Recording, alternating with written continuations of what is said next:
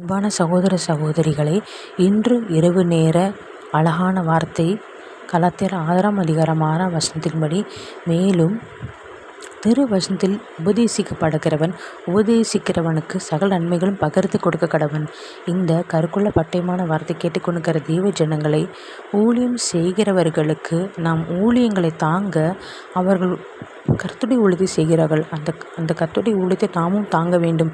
சகல நன்மைகளும் நமக்கு வந்த சகல நன்மைகளும் அவர்களுக்கு பகிர்ந்து கொடுத்து இந்த வசனத்தின்படி நாம் நடந்து கொள்ள வேண்டும். அப்போது கர்த்தர் சகல எழுத்திலும் ஞானத்திலும் அறிவையும் சாமர்த்தியம் கொடுத்து உங்களை உயர்த்துவார். கர்த்தர் சகல ஆசீர்வாதத்தில் உங்களை ஆசீர்வதிப்பார்.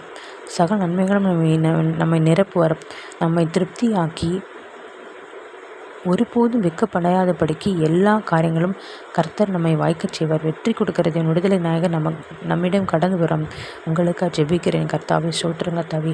இந்த வசனத்தின்படி தகப்பனை உபதேசிக்கிறவனுக்கு சகல நன்மையிலும் ஆண்டவரை பகிர்ந்து கொடுக்க எங்களை ஒவ்வொருத்தரையும் கிருபை தாங்க ராஜா. எங்கள் ஒவ்வொருத்தரையும் பரிசுத்தமான ஜனமாக மாற்றுங்க ராஜா. ஒவ்வொருத்தரையும் தகப்பனே, தேவ வல்லமை, தேவ கிருபை, தேவ பிரசனம், தேவ ஞானம், தேவ ரட்சிப்பு, தேவ பாதுகாப்பை கொடுத்து உயர்த்த போவதற்கு நமக்கு சோத்திரம் சோத்திரம் சோத்திரம் சோத்திரம். மீட்பெரும் இரட்சகருமான இருக்கிற இயேசு கிறிஸ்துவின் நாமத்தில் ஜெபிக்கிறேன் என் ஜீவன் நல்ல தகப்பனே, ஆமென்.